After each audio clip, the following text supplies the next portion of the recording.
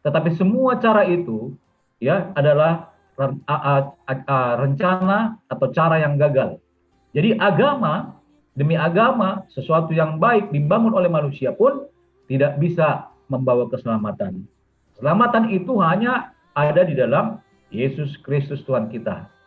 Nah, kita bersyukur bahwa kita semua sudah dilahirkan baru. Nah, kemudian ya ini yang saya sampaikan tadi, saya langsung aja.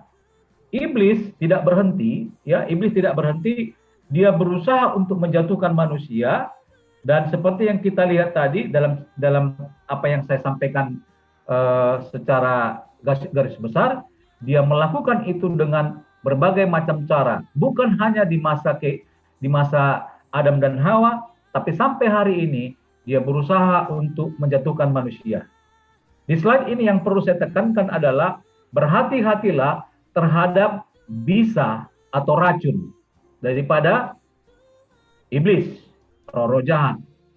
Mereka, iblis atau roh-roh jahat, itu memakai lidahnya, memakai mulutnya yang berbisa, ya, sehingga iblis dengan segala tipu dayanya, dengan segala bujuk rayunya, dia berusaha untuk menjauhkan kita dari rencana Allah atas kehidupan kita, baik itu rencana yang terkait dengan kehidupan kita semasa ada di bumi ini, mendiami tubuh kita yang atau kemah yang sementara ini, maupun rencana Allah kekal untuk manusia di surga kelak, ya. Nah, kemudian permusuhan manusia dan iblis ini berlangsung terus menerus, ya. Jadi manusia terus menerus berusaha dijatuhkan oleh si iblis. Nah, cara itu nanti kita akan masuk ke dalam pembahasan hari ini. Bagaimana cara iblis membuat manusia itu supaya jatuh, ya, supaya jatuh senantiasa melakukan hal-hal yang bertentangan dengan kebenaran firman Tuhan. Nah, di slide ini ada kata kalau kita lihat di sana ada permusuhan antara ular dan keturunannya, ya, bukan keturunan-keturunannya, gitu ya. Maksudnya keturunan manusia di sini maksudnya bukan banyak orang, tapi satu orang. Keturunan manusia itu. Maksudnya keturunan daripada Adam dan Hawa, gitu ya. Itu merujuk kepada satu pribadi, yaitu Yesus Kristus. Jadi penebusan yang akan dilakukan oleh Tuhan Yesus Kristus sebenarnya sudah dinubuatkan di dalam awal mula penciptaan, yaitu pada saat di Kejadian 1, ya, Kejadian 1 ayat 2, ya, dikatakan tentang terang, maka terang jadilah. Lalu kemudian dalam Kejadian 3, setelah manusia itu diusir, ya, juga Allah mengatakan keturunan daripada manusia ini, ya, akan menghancurkan kepala ular itu, dan ular itu akan menghancurkan atau mencabik, ya, mencabik tumit daripada keturunan daripada manusia itu, ya. Istilah mencabik atau istilah memakan mematok atau memagut, ya, memagut kaki, ya, manusia itu sebenarnya satu istilah, ya, satu istilah sebenarnya, dan itu digenapi di dalam penebusan yang dilakukan oleh Tuhan kita, Tuhan Yesus Kristus. Oke. Nah, bagaimana cara iblis merongrong manusia?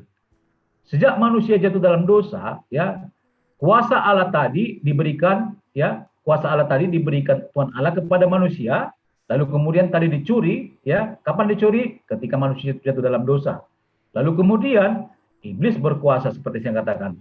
Dasar ayatnya adalah seperti yang pernah saya kutip dulu, ya, bisa baca di Roma 6 ayat 16. Dikatakan di ayat itu, kepada siapa kita, ya, kepada siapa kita tunduk, kepada dialah, ya, kepada dialah kita dialah akan menjadi Tuhan kita, gitu ya, Tuhan kita. Mungkin ada baiknya saya baca ayatnya, Roma 6 ayat 16, ya, Roma 6 ayatnya yang ke-16.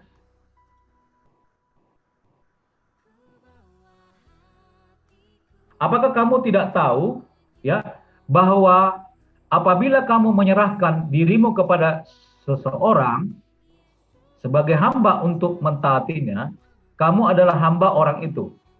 Manusia ketika mengikuti ya mentaati apa yang diminta oleh si ular itu ya ular tua itu atau iblis Lucifer, maka dia menjadi hamba sejak itu. Ya, begitu juga yang harus kamu taati, baik dalam dosa yang memimpin kamu kepada kematian maupun ketaatan yang memimpin kamu kepada kebenaran. Jadi kita adalah taat kepada Bapa yang memimpin kita kepada kebenaran. Kepada siapa kita taat, tunduk, maka kita harus menjadi pengikutnya dan dia adalah tuan atas kita. Ya. Nah, kemudian di slide ini yang saya jelaskan adalah ketika iblis, Lucifer itu diusir dari surga, lalu turun ke bumi, maka kita lihat ada banyak sekali bentuk-bentuk ya, bentuk-bentuk, wujud-wujud atau katakanlah cara demi cara yang luar biasa ya, strateginya untuk menjatuhkan manusia. Tapi kita bersyukur seperti yang saya katakan tadi, sejak Yesus sudah melakukan penebusan itu, lalu kemudian manusia menerima roh yang dari Allah itu, oleh roh itulah, oleh pikiran manusia, maka mengetahui apa yang akan terjadi di kemudian hari. Ya, makanya banyak hamba-hamba Tuhan yang diberi anugerah juga menyampaikan nubuat, ya kan? Menyampaikan nubuat. Sampai hari ini ya, itu tidak dibatalkan. Manusia sepanjang dia mencari Allah, maka Allah akan bicara ya ke dalam rohnya dan Allah akan menyingkapkan perkara-perkara yang diingini oleh malaikat-malaikat kudus Tuhan. Tapi firman Tuhan mengatakan di situ satu rahasia yang ingin diketahui oleh malaikat-malaikat gitu ya. Tapi Tuhan buka, Tuhan singkapkan bagi orang-orang yang mencari kebenaran. Jadi kalau kita misalnya rindu supaya kita disingkapkan Tuhan di dalam perkara tertentu, itu sangat mungkin terjadi. Ya, sangat mungkin terjadi apabila kita terus connect, ya, berkontak, berhubungan dengan Tuhan. Nah, sebagai contoh yang harus saya sampaikan di sini, kita lihat kalau di Perjanjian Baru, ya, baik terutama di Kisah Para Rasul maupun di Pelayanan Yesus, kita bisa melihat bagaimana malaikat yang jatuh itu membuat sesuatu hal terhadap manusia. Ada lewat sakit penyakit, ya kan? Ada lewat sakit penyakit, ada lewat kerasukan, ada lewat kemiskinan. Nah, kemiskinan, kesurupan, kerasukan, sakit penyakit ini sampai hari ini juga itu terjadi. Ya, itu terjadi. Lihat saja sebagai contoh misalnya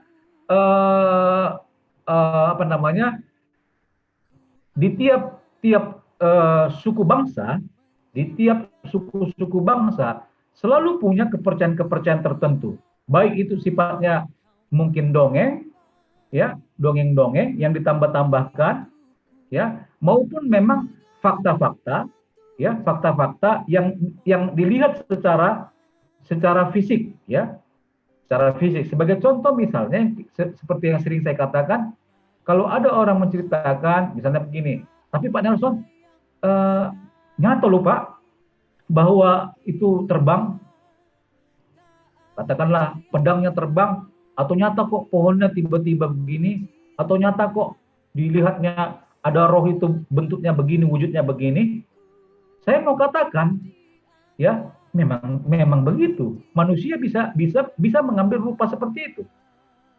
Ya, malaikat maksud saya, malaikat dan roh jahat bisa, ya, bisa melakukan hal seperti itu.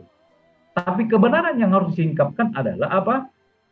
Salah contoh, ya, contoh. Hati-hati ya, Nanti kalau kamu melewati sungai itu, melewati pohon itu, atau melewati sesuatu tempat, kamu harus permisi, kamu harus bilang anu, bilang itu. Kalau misalnya itu lahir sebagai pengetahuan di zaman kakek nenek kita dulu, sebagai cara untuk membuat eh, orang-orang muda saat itu supaya berlaku sopan, ya, misalnya kalau kebun orang ada penjaganya, jangan mencuri ya, ya. Kalau tujuannya untuk itu saat itu adalah moral, ya, moral, ya boleh kita bilang fine fine aja ya, fine fine aja ya. Itu supaya orang punya moral saat itu. Tapi perlu berhati-hati. Kenapa berhati-hati saya bilang? Karena iblis ini, Yohanes 8 ayat 44 kan mengatakan bahwa iblis ini bapak segala pendusta. Kalau bicara tentang taktik strategi, ya taktik, strategi, macam-macam, ya cara, nggak sanggup kita manusia melawan itu. Ya, dia sudah ribuan tahun hidup ya, nggak sanggup kita. Dia mengenal setiap budaya, dia mengenal setiap jenis manusia, bahkan dia mengenal kecenderungan-kecenderungan setelah dia pelajari tentang manusia, sehingga dia sangat mahir di dalam tipu daya. Nah, oleh sebab itu, eh, walaupun maksud baik yang disampaikan opung-opung nenek moyang kita dulu supaya jangan mencuri, supaya sopan, gitu ya. Tapi hati-hati juga, jangan sampai itu menjadi satu keyakinan yang baru menggantikan keyakinan yang alkitabiah. Itu maksud saya. Nanti mungkin dalam tanya jawab boleh kita kembangkan itu ya, atau nanti saya kembangkan setelah saya menyampaikan ini. Ingatkan saya tentang ini ya. Ya, oke. Nah, jadi iblis datang kepada setiap suku demi suku bangsa, ya, sehingga dia membuat banyak cerita-cerita, legenda-legenda, ya, ya, fakta-fakta, ya, bahkan fakta-fakta. Tapi perlu kita berhati-hati untuk tidak percaya atau untuk tidak hidup di dalam keyakinan yang dibangun oleh nenek moyang kita. Ya, jadi perlu berhati-hati. Nah, kemudian saya akan sampai 1 Timotius 4 itu juga mengatakan apa? Kita jelas ya, jauhi tahyul katanya ya, jauhi tahyul, ya, dan dongeng nenek-nenek tua. Tapi kita disuruh oleh Tuhan lewat firman-Nya, tapi mari kita melatih diri kita untuk beribadah. Nah, mungkin ada yang bertanya, ya, ini yang saya ceritakan tadi, ada orang yang memang melihat kuasa roh jahat itu, seperti saya katakan tadi, tapi saya mau katakan, ya, itu bisa terjadi. Saya bukan bilang itu cerita bohong, itu bisa terjadi. Termasuk juga, saya ingatnya, termasuk juga kalau ada mengatakan, tapi Pak sembuhnya, setelah dibawa ke ke dukun, ternyata sembuh. Ya memang bisa. Iblis juga bisa memberikan kesembuhan. Tapi kesembuhannya dia sifatnya temporer. Dan kesembuhan atau apapun yang diberikan oleh si malaikat jatuh ini, iblis roh jahat itu selalu ada tumbalnya. Selalu banyak tumbal-tumbalnya. Artinya gini, tidak ada yang gratis bagi iblis. Dia selalu meminta tumbal. Ya, minta tumbal. Jadi kita harus paham ini. Yang berikutnya juga ya, dikatakan bahwa iblis ini datang menyamar sebagai malaikat terang. Jadi kalau dibilang yang penting sembuh, bisa kok dia menyembuhkan. Ya bisa memang. Ya dia juga bisa menyamar sebagai malaikat terang, gitu ya. Dia juga bisa berikan kekayaan, kehebatan, keterkenalan, gitu ya. Nah kebetulan ini 2 minggu lalu dan lanjut lagi seminggu lalu dan beberapa hari lalu, kebetulan seorang, ya saya udah kenal 2 tahun yang lalu ya, dia ini termasuk orang berpengaruh, tapi dari sisi kepremanan ya. Nah di Belawan ya. Nah lalu dari situ saya dengarkan kesaksian bahwa dia sudah bertobat. Dia sudah bertobat. Tapi sebelum dia bertobat itu, dia ternyata belajar kepada roh-roh tertentu. Salah satunya adalah roh Nyi Loro Kidul, gitu ya.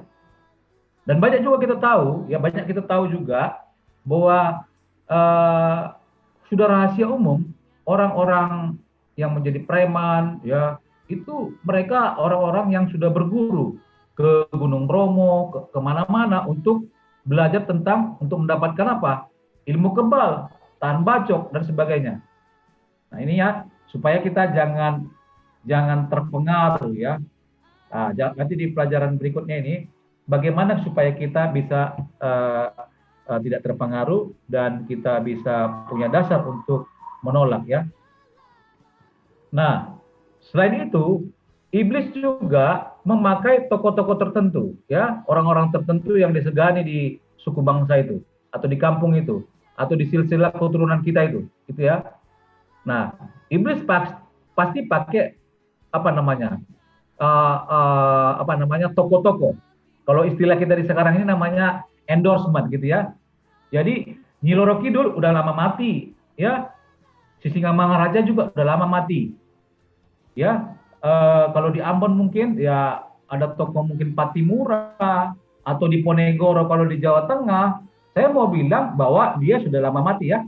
Tapi roh-roh itu memakai nama itu. Makanya jangan heran, misalnya kalau orang mau pilkada, ya, atau misalnya mau jadi presiden atau mau jadi apapun atau pejabat tertentu, sudah tahu kita yang sering baca mungkin udah paham atau udah mungkin udah dengar, orang pergi kemana? Pergi ke kota tertentu, misalnya ke Blitar, ke mana, ke Pusubuhit, ke mana lagi, misalnya tempat-tempat tertentu, ya, baik itu nasional, baik itu lokal, regional. Kalau Pusubuhit sudah umum tuh, orang-orang yang mau maju jadi kepala daerah, ya mungkin kalian juga sudah banyak dengar ya, mereka pergi melakukan upacara ritual tertentu di sana, di Pusubuhit. Untuk apa? Ya untuk dapat dukungan, ya gitu ya. Nah, jadi jangan heran ya kalau tokoh-tokoh tertentu yang sudah lama hidup, sudah lama mati, ya akan muncul lagi, ya siapa engkau, misalnya kata siapa engkau, aku adalah misalnya Nyi Loro Kidul, misalnya gitu ya. Nah itu bisa saja, jangan heran ya, jangan heran. Yang ketiga, setelah iblis memberikan apa yang diminta oleh manusia tadi, maka sejak itu hidup manusia itu tidak akan pernah tenang.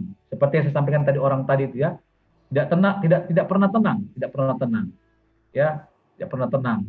Akhirnya kalau dia tidak kembali kepada Tuhan, maka dia akan susah sekali. Mati pun susah, mau mati pun susah, tapi terus menerus akan mengalami sakit jiwa gitu ya. Pengen mati, tapi nggak bisa mati. Itu mengerikan, saudara ya. Nah, kemudian yang ketiga, setelah iblis memberikan apa yang diminta oleh manusia tadi, ya, tadi ya, manusia tidak akan pernah tenang. Kalaupun dia mungkin sadar, dia mau nggak mau harus membuang jampi-jampi atau apa yang ditanam di dalam dirinya. Bisa susuk, ya susuk itu ya level-level cilik lah, itu level-level kecil ya. Kalau yang besar-besar itu misalnya tantikam gitu ya, atau mungkin jadi penguasa satu suku besar gitu ya, itu level-level yang tinggi. Nah, sekarang saya mau saya skip dulu ini supaya cukup waktunya, nanti bisa juga tanya jawab. Nah, saya mau masuk ke sini ya. Nah, ini sebentar ya. Nah, di slide ini saya mau sampaikan tentang bagaimana supaya manusia, saya bikin di sini dua manusia, yang ini adalah manusia fisik karena ini adalah alam fisik, dan yang ini adalah manusia roh karena yang berwarna hitam ini adalah manusia roh.